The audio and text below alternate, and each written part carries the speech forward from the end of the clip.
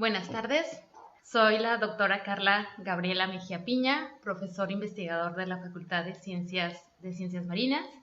Y bueno, ahora en el contexto del 60 aniversario voy a darles una plática del trabajo de investigación o de una parte del trabajo de investigación en el que estoy trabajando, ¿no? Se llama Variabilidad de las condiciones paleorredox en sedimentos de dos cuencas modernas localizadas en la región sur del Golfo de California. Y bueno, antes que nada quiero agradecerles también a todos ustedes por estar aquí, por estar escuchándome desde la seguridad de sus casas, y entonces pues vamos a comenzar, ¿no? Para poder entender todo esto, me gustaría primero ponerlos en el contexto de qué significa paleo, ¿no? Y si estamos en el océano, pues qué significa entonces paleoceanografía. Entonces, la paleoceanografía es una de las primeras ramas de las geociencias que desarrolla y emplea proxies. También ahorita les voy a explicar qué es un proxy. Y estos proxies tienen que ser estrictamente cuantitativos para poder reconstruir escenarios oceánicos del pasado con los parámetros que se utilizan para estudiar el océano moderno, es decir, en el presente. Y bueno, estas reconstrucciones se hacen por analogías y evidentemente tienen como objetivo, o bueno, uno de sus objetivos es simular cuáles pueden ser nuestros escenarios futuros, ¿no?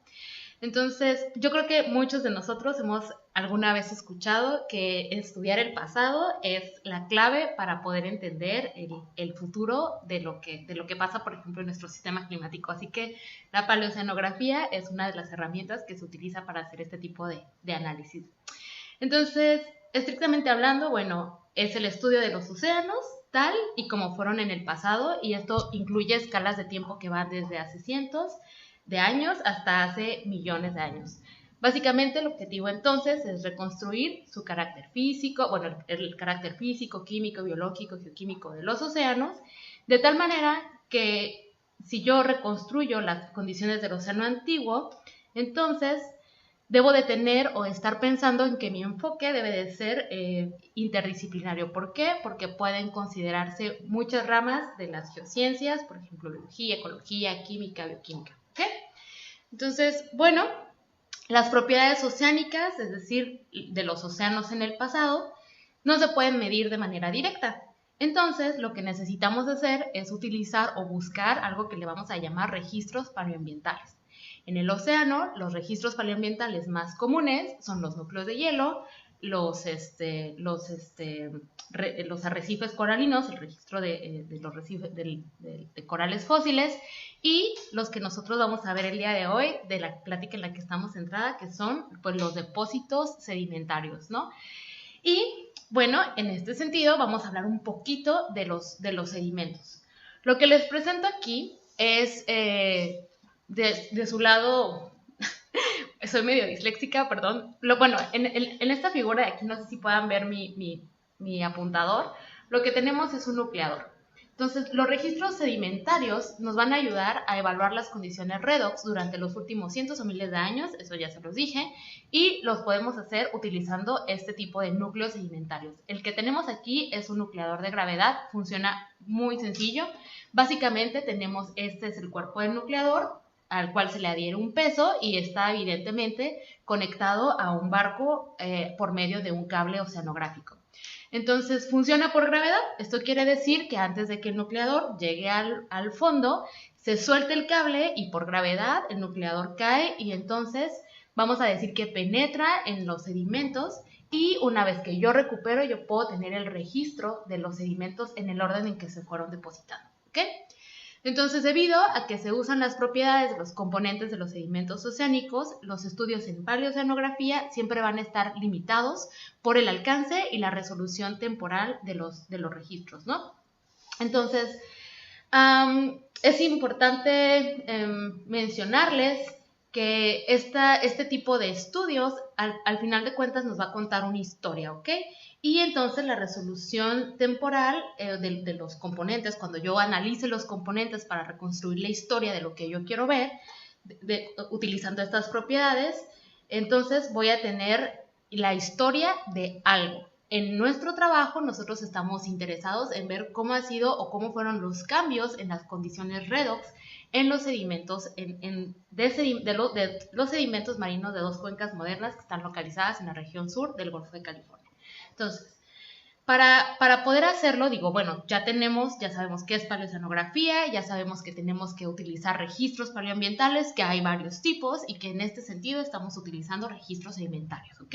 Entonces ahora que ya tenemos los registros, bueno, pues, ¿qué es o cómo es que yo puedo hacer estas reconstrucciones? Para eso vamos a utilizar algo que se llaman proxies.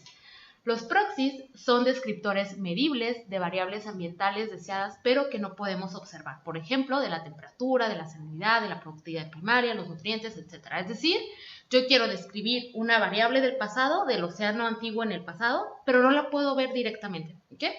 Entonces, por eso se utiliza de manera análoga a los métodos oceanográficos actuales. Es decir, que yo cualquier herramienta que quiera utilizar para hacer este tipo de estudios la tengo que conocer para entonces cómo funciona en el océano actual, para entonces poder inferir o suponer cómo es que eran las condiciones en el pasado. Y bueno, básicamente son nuestras herramientas, son las herramientas con las que nosotros trabajamos para poder hacer este tipo de análisis, ¿no? Entonces, entrando ya más específico a lo que son las condiciones redox, pues los sedimentos pueden clasificarse de acuerdo a las concentración de oxígeno disuelto que hay en el agua intersticial, ¿ok?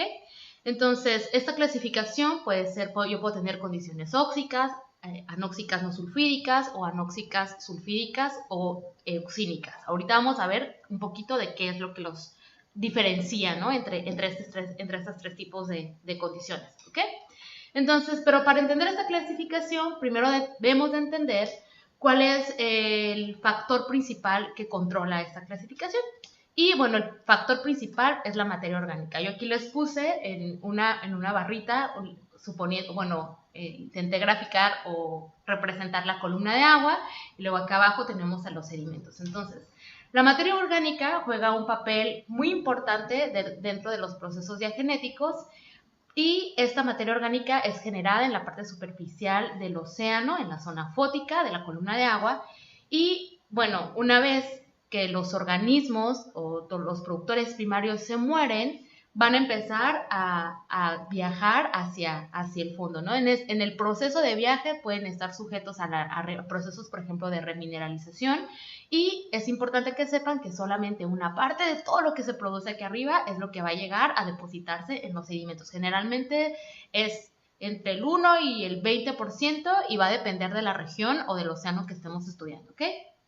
Entonces, este pedacito o esta fracción pequeña de materia orgánica que se deposita en los sedimentos, una vez que se entierra, se tiene que empezar a oxidar. Y esta oxidación se da mediante una serie de procesos biogeoquímicos de óxido-reducción. Por eso de ahí entendemos que la palabra redox, ¿no? Óxido-reducción. Y esos procesos son los que van a dar como resultado las distintas zonas en las que yo puedo tener, de acuerdo a esta clasificación en los sedimentos. Entonces, cuando yo tengo concentraciones óxicas, lo que tengo es que en el agua intersticial voy a tener concentraciones de oxígeno mayores a 0.1 micromolar de oxígeno disuelto. Una vez que, bueno, aquí les puse el oxígeno, es el aceptor de electrones energéticamente más favorable para la respiración microbiana. Es decir, que el primer agente reductor va a ser el oxígeno disuelto. Después de ahí vamos a tener una serie de agentes reductores, como por ejemplo los nitratos, el manganeso, los oxidróxidos de hierro y los oxidróxidos de manganeso, y al final vamos a tener la reducción del sulfato. Entonces, cuando yo estoy reduciendo el oxígeno, voy a tener concentraciones de más de 0.1 micromol de oxígeno disuelto en el agua de porro.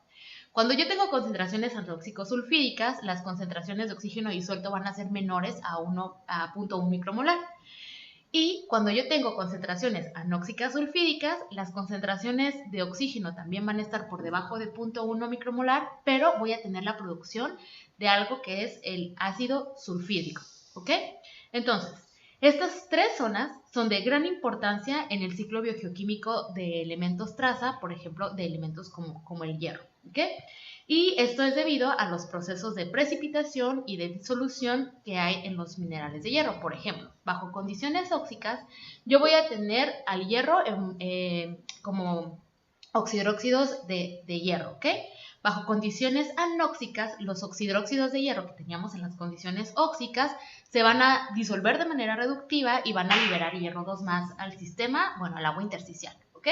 Y bajo condiciones anóxicas sulfídicas pasa algo que es muy interesante. Bajo condiciones anóxicas sulfídicas, el ácido sulfídrico reacciona con este hierro 2 más que se liberó acá y entonces voy a dar lugar a la formación de minerales autigénicos, por ejemplo, la pirita, ¿ok? Entonces, ya hablamos, recapitulando, ya hablamos de los ambientes, ya hablamos de los sedimentos y, bueno, ¿cómo es o cuáles son las herramientas o los proxies que yo puedo utilizar para poder caracterizar a mis sedimentos entre óxicos, anóxicos o anóxicos no sulfídicos, que también se les conoce como auxínicos, ¿ok? Bueno, hay muchas herramientas que podemos utilizar. El estudio, evidentemente, y la comprensión del ciclo del hierro ha permitido también desarrollar proxies que lo utilicen dependiendo de cómo está distribuido en sus fases minerales y, evidentemente, porque es reactivo a la presencia de ácido sulfídrico bajo condiciones anóxicas y bajo condiciones auxínicas. Entonces, yo aquí les puse con una estrellita los proxies, acuérdense las herramientas que me van a poder ayudar a estudiar esto en mis sedimentos que incluyen al hierro. Uno son los grados de piritización, la razón de hierro altamente reactivo, hierro total, los metales traza y sus factores de enriquecimiento. Aquí tenemos el hierro, pero también hay un montón que sería el contenido total, ¿no? De estos elementos, pero también hay varios elementos que también están involucrados, por ejemplo el molibdeno, que es uno de los que vamos a utilizar en esta plática. Hay otros proxies, hay razones molares, hay razones isotópicas, incluso los factores de enriquecimiento de los metales traza también se pueden utilizar como proxies para las reconstrucciones paleoredox, pero nos vamos a enfocar solamente el día de hoy en 3, ¿ok? Entonces, se los tengo que explicar. Ya les hablé un poquito de qué le pasa al hierro bajo estas 3 condiciones óxicas, anóxicas o auxínicas, ¿verdad? Entonces, dijimos que bajo condiciones auxínicas yo podía promover la formación de un mineral que se llama el mineral pirita. Entonces, para yo poder promover la formación o limitar, bueno, son los factores que promueven o limitan la formación de la pirita en los sedimentos marinos, tengo que tomar en cuenta 3 cosas. La primera, que tengo que tener una materia orgánica lábil, que sea abundante. ¿Por qué? Porque al final de cuentas es la degradación de esta materia orgánica la que va a promover los gradientes redox en los sedimentos. Además, debo de tener presencia de cantidades suficientes de minerales de hierro lábil, por ejemplo, los oxidróxidos de hierro, y finalmente tengo que tener una abundancia de sulfato disuelto y, evidentemente, una suficiente producción de ácido sulfídrico, producto de la reducción bacteriana del sulfato, para convertir el hierro reactivo entonces a hierro pirita. ¿Okay? Bueno, los grados de piritización, aquí hablamos de cómo es que se forma el mineral, pero los grados de piritización básicamente son una herramienta que nos ayuda a evaluar la proporción de hierro presente como pirita en relación a una fracción reactiva. Y además proporcionan una estimación del hierro disponible para reaccionar con el sulfuro que puede estar disuelto.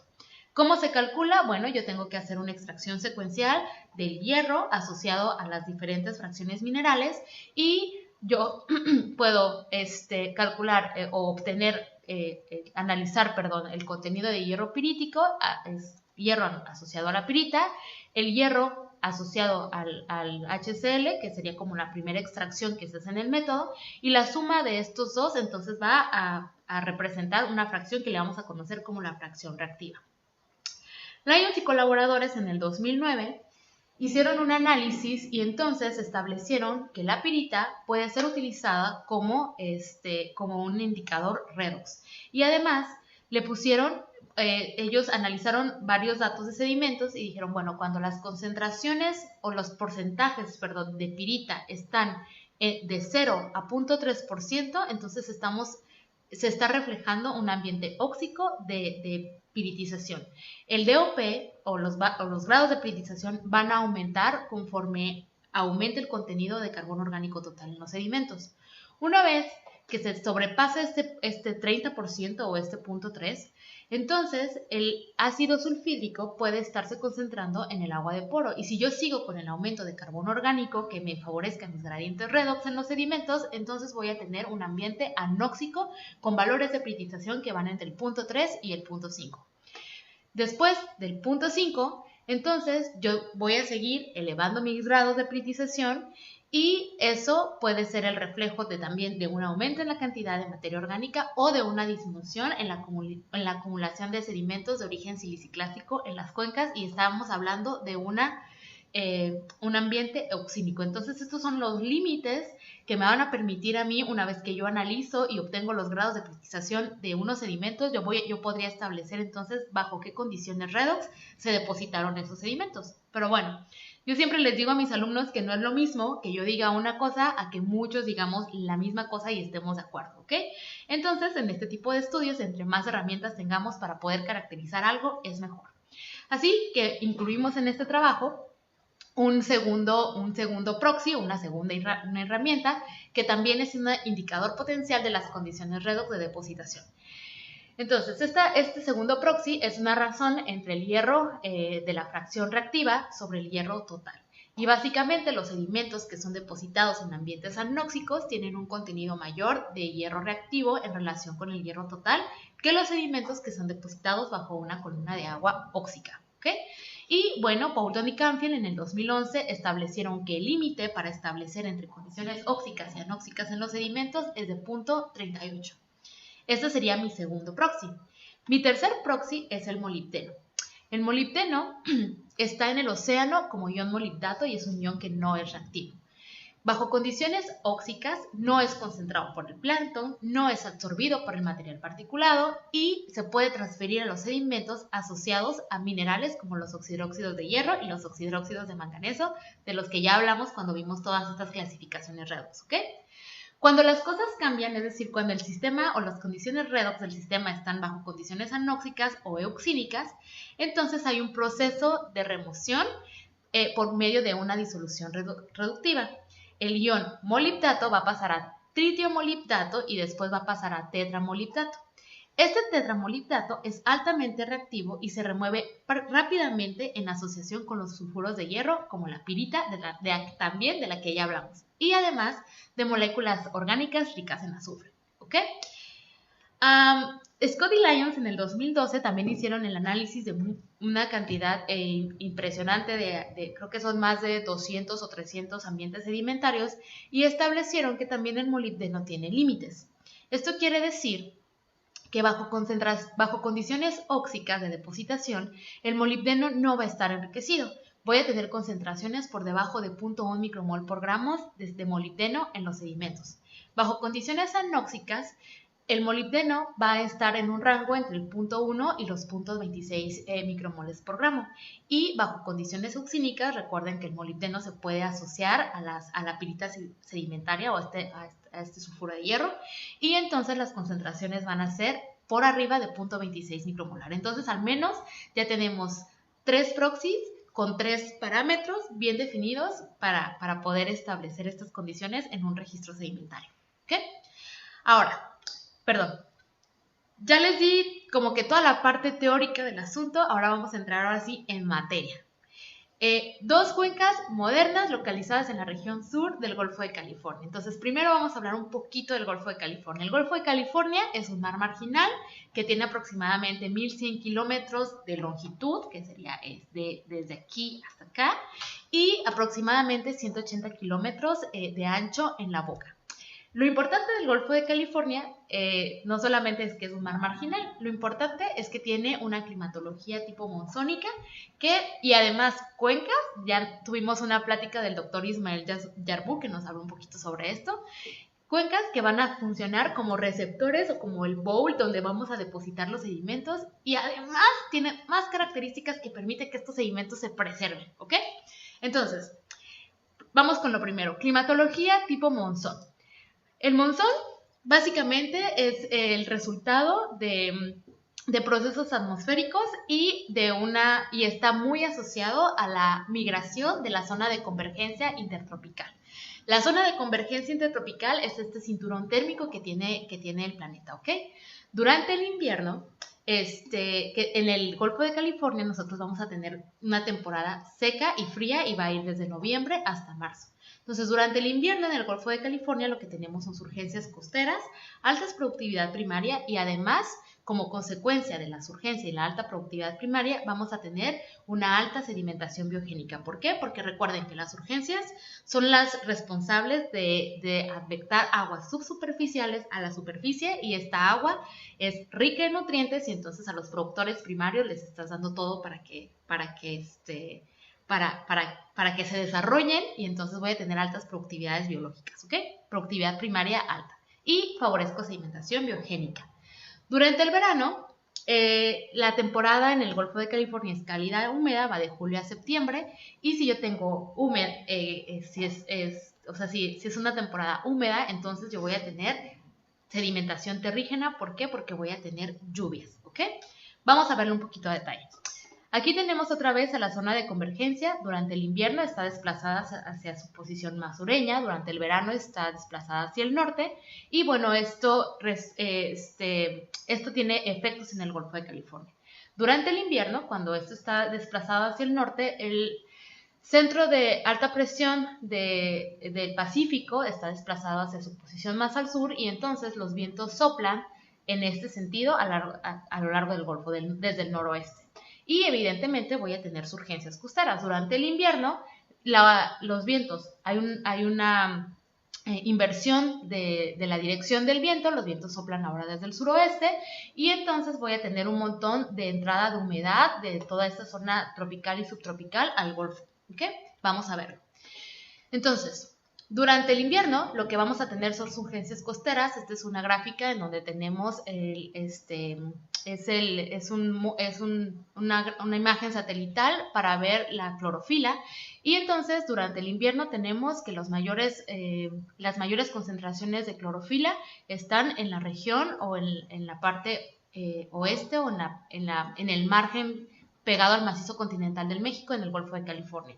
Esto no lo vemos durante el verano, ¿ok? Durante el verano, si ustedes se fijan, tenemos un mar muchísimo menos productivo. La clorofila es señal de productividad primaria, ¿ok?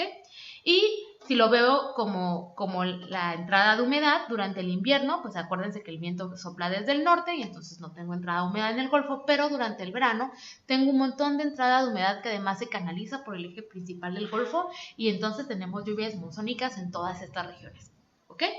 Bueno, ahora yo voy a tener una alternancia en la sedimentación entre material biogénico y material terrígeno y además, bueno, todo esto manejado por el monzón, ¿no? Entonces, la acumulación de los sedimentos laminados, y laminado significa que durante una temporada del año o durante las temporadas del año, yo voy a tener una alta productividad y entonces los sedimentos que se depositan van a ser generalmente sedimentos de color claro. Durante el invierno, lo estoy diciendo al revés. Durante el invierno, cuando yo tengo alta productividad biogénica, los sedimentos son de un color claro. Durante la temporada de lluvias, que sería el verano, entonces yo voy a tener una entrada de material terrígeno y los sedimentos van a ser generalmente oscuros, ¿ok? Entonces, esta depositación entre una lámina clara y una lámina oscura a un par la voy a conocer como barbas. Si yo de alguna manera busco un lugar o por ejemplo en el Golfo de California conservo estas laminaciones, entonces yo las voy a llamar sedimentos laminados, ¿ok? Una característica de este tipo de trabajos es que buscamos que los sedimentos estén lo menos bioturbados o lo menos revueltos y entonces la presencia de laminaciones ya nos dice mucho del ambiente de depósito, ¿no? Lo vamos a ver también un poquito más adelante. Entonces, estos sedimentos se van a conservar gracias a algo que se llama la zona de mínimo de oxígeno.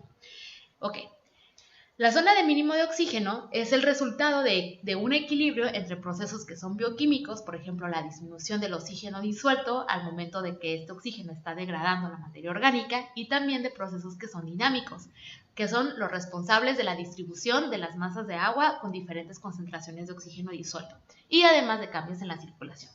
Entonces, En el océano mundial hay varios lugares donde tenemos este tipo de zonas de mínimo de oxígeno. La más grande la tenemos en el Pacífico Oriental, que es esta que tenemos aquí. Esta es la concentración de oxígeno disuelto.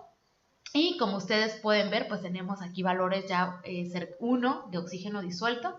Y bueno, aquí tenemos muy bien marcadas estas dos lenguas de la zona de mínimo oxígeno. ¿Okay? Ahora, esta zona de mínimo oxígeno va a influenciar de manera directa a la región o al Golfo, o al agua que está en el Golfo de California. De hecho, por definición, las regiones en donde las concentraciones de oxígeno disuelto están en el rango en el rango de 1 y menos de 20 micromol por litro, entonces ya estamos hablando de lugares en donde tenemos una deficiencia de oxígeno disuelto, ¿ok? Ahora bien, estos son dos perfiles, nuestras dos cuencas, se las voy a empezar a presentar, es la cuenca Pescadero y es la cuenca de Carmen. Ahorita vamos a ver específicamente en dónde están localizadas, pero lo que tenemos aquí en esta línea roja es la concentración de oxígeno disuelto y vemos como en la parte superficial pues tenemos altas concentraciones de oxígeno disuelto y luego esto disminuye a una profundidad como entre 400 y 800 metros y después empieza a haber un poquito de recuperación por advección de masas de agua profundas, ¿ok? Entonces, nosotros ya tenemos todo, tenemos los sedimentos están conservados, tenemos las cuencas que lo reciben y estas dos cuencas son la cuenca Pescadero y la cuenca del Carmen, ¿ok? Entonces, cuenca Carmen se encuentra localizada aquí al norte, sería esto, y tenemos la cuenca Pescadero. Entonces, ahorita vamos a hablar un poquito más de las características de la cuenca, pero hablando en términos de concentraciones de oxígeno disuelto, los núcleos con los que trabajamos se recolectaron entre los aproximadamente 400 y 800 metros de profundidad. Y las concentraciones de oxígeno en el fondo, en el agua de fondo al momento de la recuperación de los núcleos, estaban entre menores a 0.1 y 1 micromolar. ¿Okay? Se recolectaron 6 núcleos sedimentarios. Vamos a suponer que esta es mi pendiente, ¿sale? Esta es la pendiente y esto que tenemos aquí en azul es la zona de mínimo de oxígeno que intercepta a los depósitos, ¿ok? Que están en la pendiente. Entonces, tenemos dos núcleos en la parte superior, tenemos dos núcleos en la parte intermedia y tenemos dos núcleos en la parte inferior de la posición de la zona de mínimo de oxígeno al momento de que se recolectaron, ¿ok? Esto es variable, como lo vamos a ver ahorita, y bueno, es importante que sepan que así era al momento de la recolección y que las concentraciones de agua de fondo estaban entre menos de 0.1 a 1 micromolar, ¿ok? Entonces, tenemos 6 núcleos, sin embargo, solamente vamos a utilizar 2 para discutir el día de hoy, que son los dos núcleos más profundos, el NH0122, que corresponde a la cuenca de Carmen, y el NH0125, que corresponde a la cuenca Pescadero, ¿ok? Entonces, vamos a hablar un poquito más de las cuencas. Pescadero, pues la cuenca Pescadero está localizada al sur, como ya lo pudimos ver. Tiene una forma alargada de aproximadamente 200 kilómetros de longitud y una profundidad máxima de aproximadamente 3.380 metros. Hay un libre intercambio de las aguas que hay en la cuenca del Pacífico Oriental con las aguas del Golfo de California y por su posición funcionan como un registro sedimentario del monzón, de esta climatología de la que ya también hablamos, ¿ok? En contraste, pues la cuenca Carmen está un poquito más restringida, está más al norte, está más alejada de la boca del Golfo, es una cuenca además semicerrada, con 150 kilómetros de longitud y aproximadamente 2.800 metros de profundidad máxima, y también funciona como un registro sedimentario del monzón, ¿ok? Muy bien, ahora bien, nosotros tenemos estos núcleos sedimentarios. Los núcleos sedimentarios se recolectaron con dos tipos de nucleadores, un tipo de nucleador de gravedad, que ya lo vimos, y otro tipo de nucleador que se llama nucleador de tipo múltiple. Hay una cosa muy importante aquí. Cuando yo suelto, ¿se acuerdan que les dije que esto funcionaba por gravedad? Y una vez antes de que el núcleo tocara el fondo, entonces lo soltábamos para que por gravedad cayera y se enterraran los sedimentos y entonces yo pudiera obtener mi registro sedimentario. Bueno, pues cuando el núcleo se deja caer, el choque que hay al momento de llegar a la interfaz entre el sedimento y agua produce o provoca que una parte del registro sedimentario se pierda. Para compensar esto, decimos que tenemos núcleos compuestos. Esto quiere decir que estamos utilizando dos tipos de nucleadores. El primero sería el nucleador de gravedad y el segundo sería el nucleador de tipo múltiple, ¿ok? Entonces, el nucleador de tipo múltiple tiene una estructura alrededor. Es múltiple porque no solamente es un registro, se pueden recolectar mucho más número de registros, aquí se puede ver. Y entonces el nucleador está protegido por una estructura y es la estructura la que primero llega al fondo.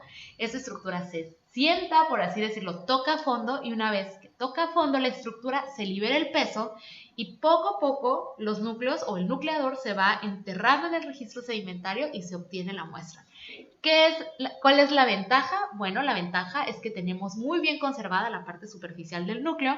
La desventaja es que generalmente los núcleos de este tipo son núcleos cortos de no más de 50 centímetros de longitud. ¿Okay?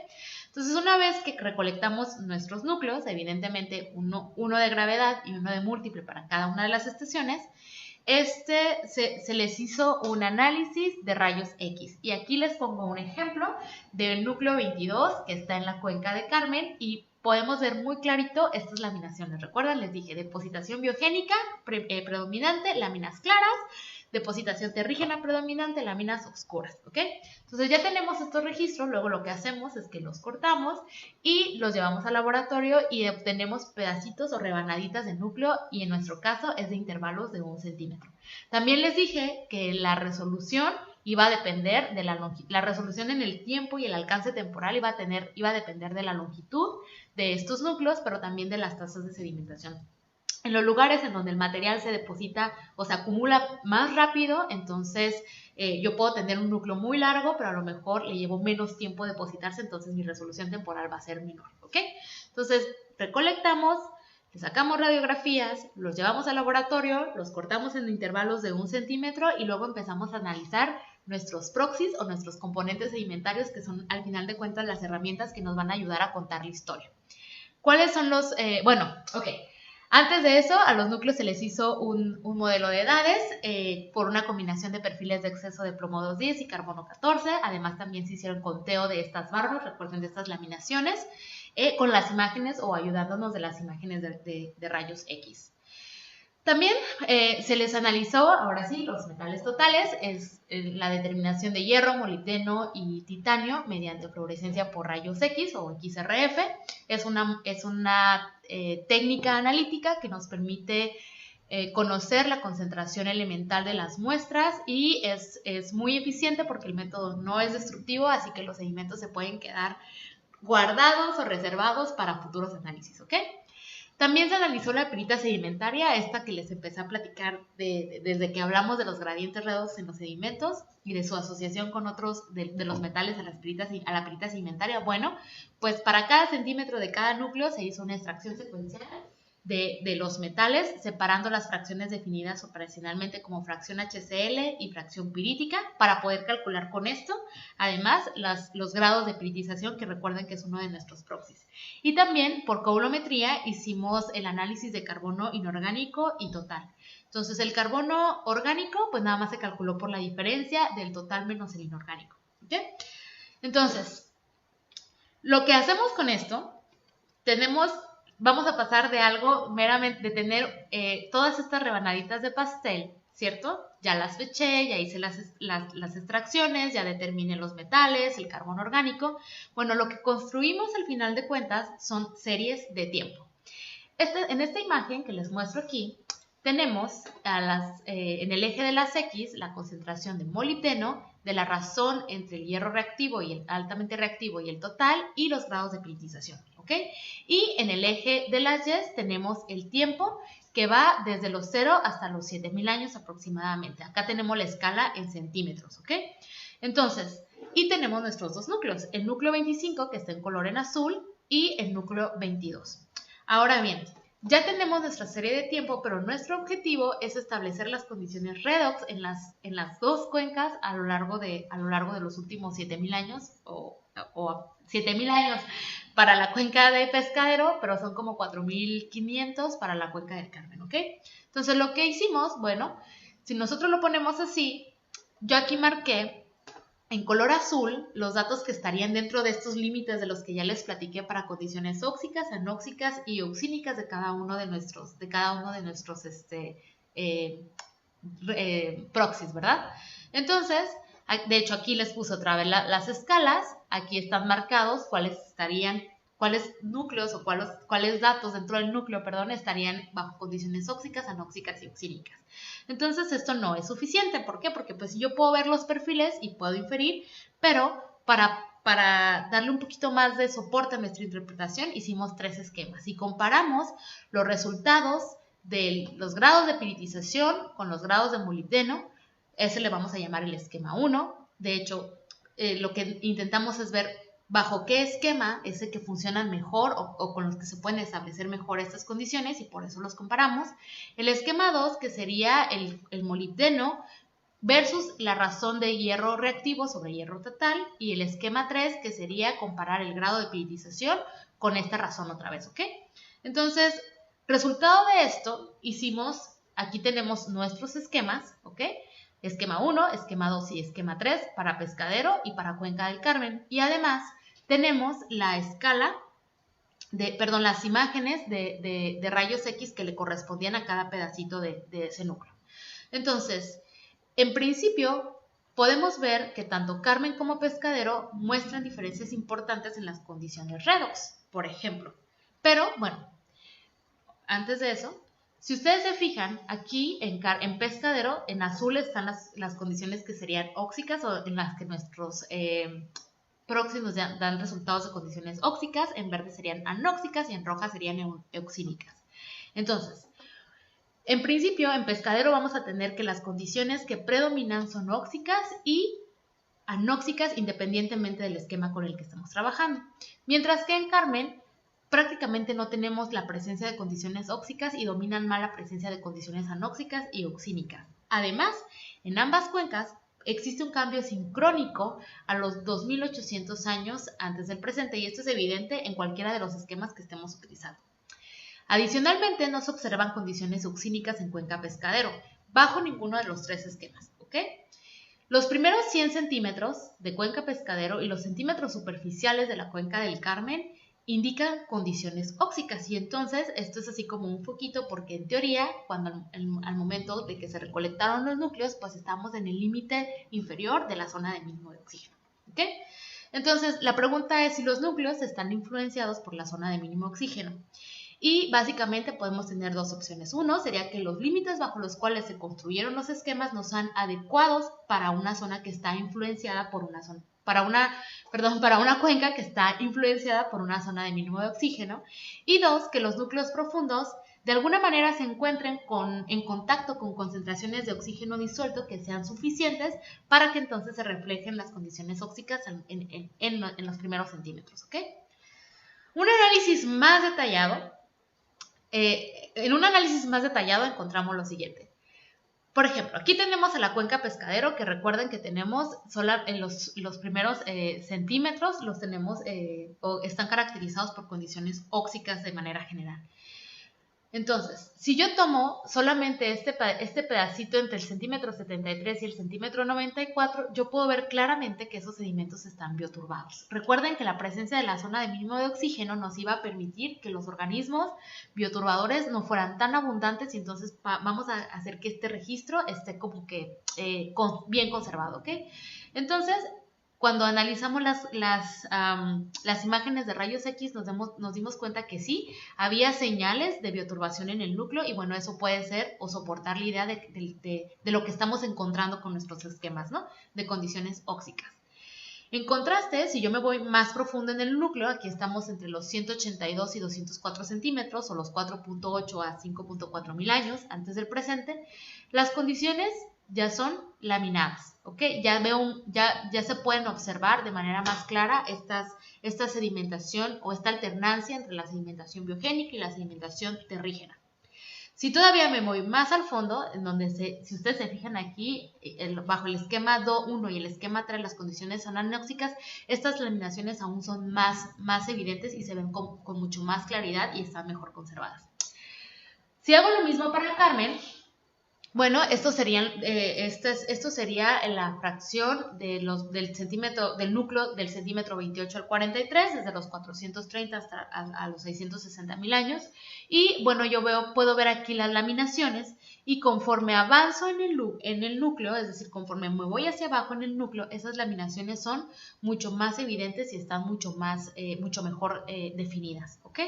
Entonces, bueno, hay cambios importantes en las condiciones redox y además hay diferencias importantes entre una cuenca y otra cuenca. Una de ellas sería, por ejemplo, que nunca bajo ninguno de los proxies o bajo ninguno de los esquemas utilizados pudimos encontrar condiciones euxínicas en cuenca Pescadero, mientras que en Carmen predominan, al menos para los últimos de los 2800 años hacia el pasado, ¿no? Del registro.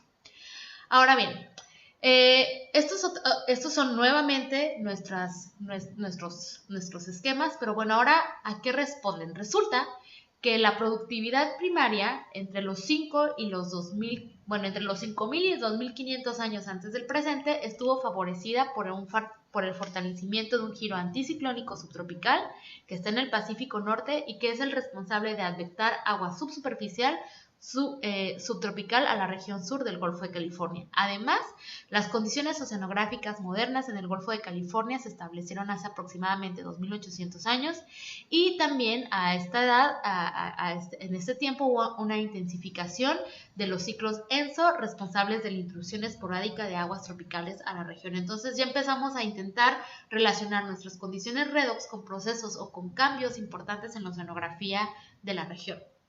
De hecho, también hablamos que las condiciones paleorredox responden a cambios en la productividad primaria. Recuerden, el principal motor de todos estos procesos diagenéticos pues es la materia orgánica. Y bueno, esto a su vez está dominado por el factor principal de variabilidad climática en la región, del que también ya hablamos, que es el monzón de Norteamérica. Este es un trabajo de Barrón, donde lo que tenemos aquí básicamente es la zona de influencia del monzón, es decir, hasta dónde llega por dónde entra la humedad y qué límites geográficos tiene, ¿ok? Entonces, antes de los 8000 años, nosotros tenemos que la entrada de humedad a toda la región influenciada por el monzón estaba por medio por esta parte de aquí, ¿no? Que sería prácticamente nuestra región o el norte de la península de Baja California. Y bueno, aquí la temperatura superficial era más fría, aquí debe de haber un contraste térmico, la temperatura superficial acá era más templado y las entradas de humedad no estaban canalizadas por el eje principal del Golfo como lo tenemos aquí hace aproximadamente 6000 años. Entonces, ¿por qué es importante la zona de convergencia? Porque regula el ciclo hidrológico en la región y su posición va a explicar los patrones de precipitación a largo plazo. Esto quiere decir que la zona de convergencia intertropical, si bien tiene una migración latitudinal a lo largo del año, también lo podemos ver a lo largo de miles de años. Es decir, que podemos contar otra historia de cómo es que ha evolucionado o cómo se ha desplazado esta zona de convergencia intertropical. Para que me entiendan un poquito más, aquí incluí un proxy extra, ¿ok? Lo que tenemos aquí otra vez, bueno, en el eje de las X tenemos el contenido de titanio en color negro, el contenido de carbono orgánico en color verde o azul verde, perdón.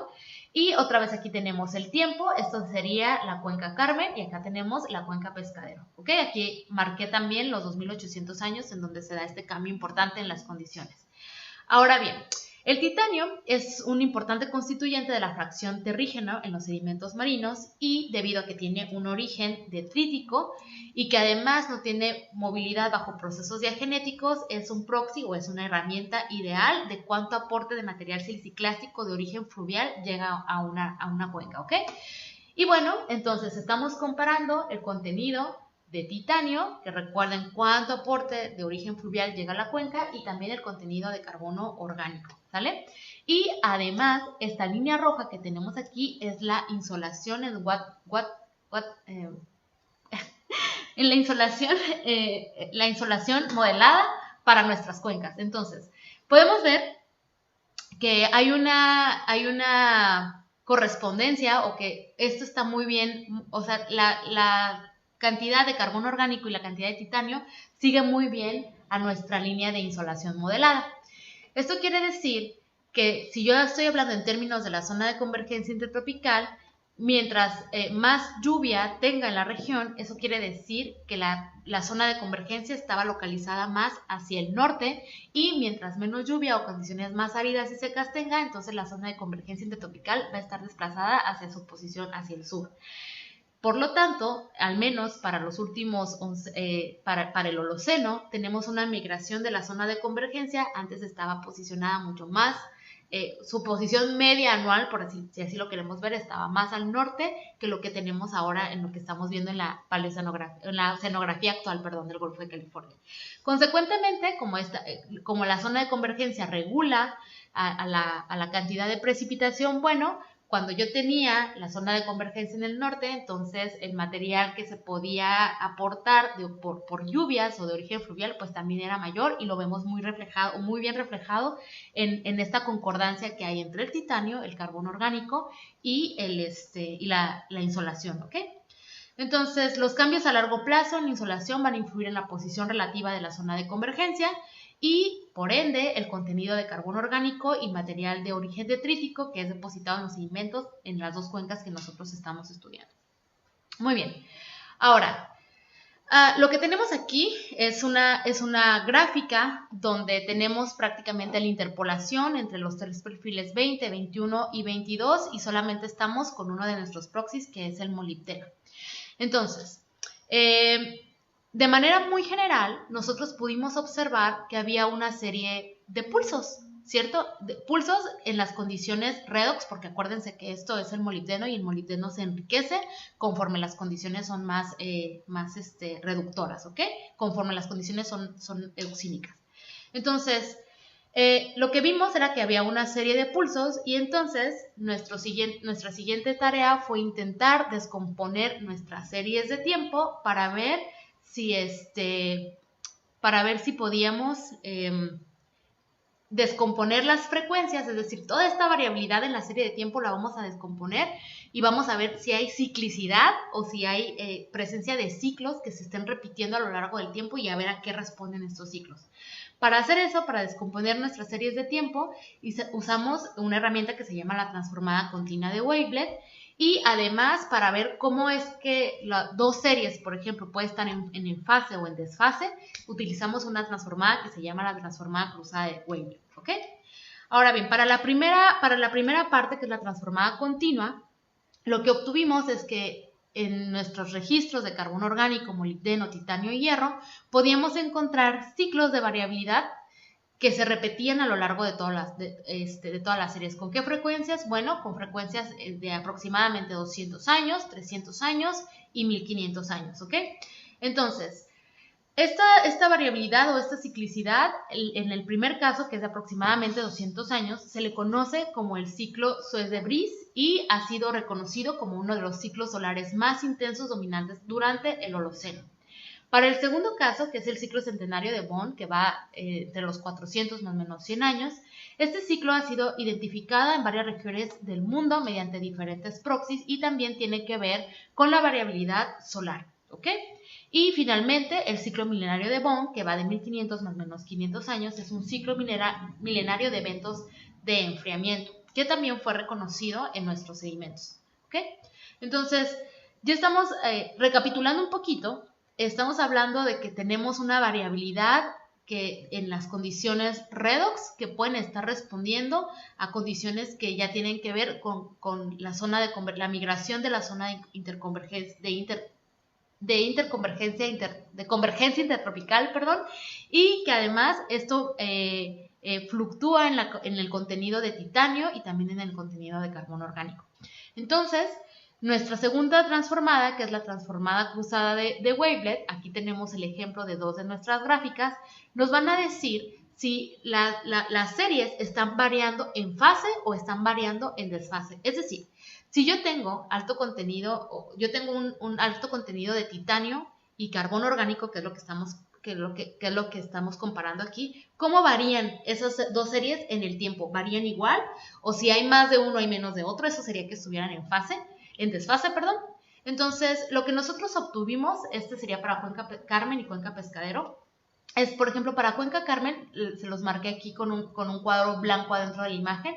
Lo que tenemos aquí es que al menos para el ciclo milenario de Bond, tanto el carbón orgánico como el titanio siempre están fluctuando a lo largo del tiempo de manera en fase, ¿no? De igual, aumenta uno, el otro aumenta, disminuye uno, el otro disminuye. En Cuenca Pescadero tenemos un poquito un desfase, pero bueno, también es habla de que hay una estrecha relación entre el contenido del material detrítico y el contenido de carbono orgánico. Y esta estrecha relación sugiere que la productividad primaria en la región sur del Golfo de California puede estar favorecida por la fertilización que se produce debido a los flujos de material terrígeno de escorrentía. ¿Ok? Y bueno, entonces ya para cerrar, básicamente nosotros logramos caracterizar las condiciones redox de los sedimentos de dos cuencas en la región sur del Golfo de California, que es Cuenca Carmen, que tiene condiciones redox generalmente anóxicas y oxínicas, y Cuenca Pescadero con condiciones redox predominantes óxicas y anóxicas. Además, combinar parámetros, y en este caso vimos el DOP, la relación del hierro reactivo sobre el total y el molibdeno, puede ser utilizado para caracterizar el estado paleorredos de sedimentos modernos depositados bajo una zona de mínimo de oxígeno. Y finalmente, bueno, la influencia espacial en el sistema climático terrestre y la relación de los diferentes proxies mediante los cuales se identificaron las ciclicidades sugieren que los ciclos no son respuestas a forzamientos regionales, es decir, que esto no nada más pasa en el Golfo de California, sino que debe de haber un forzamiento externo de largo plazo y bueno, ese forzamiento externo es la variabilidad solar. Y pues para terminar, me gustaría darle las gracias a todas las personas que están involucradas en el desarrollo de este trabajo y además pues darle las gracias a la facultad. Personalmente siempre he creído que la facultad somos todos, somos los estudiantes, son los administrativos, las personas de administración, los directores, los profesores, la planta académica, somos todos y bueno, ahorita somos todos y ahorita estamos festejando nuestros 60 años, así que pues gracias y gracias a todos por escucharme. No sé si tengan alguna duda o alguna pregunta que me quieran hacer.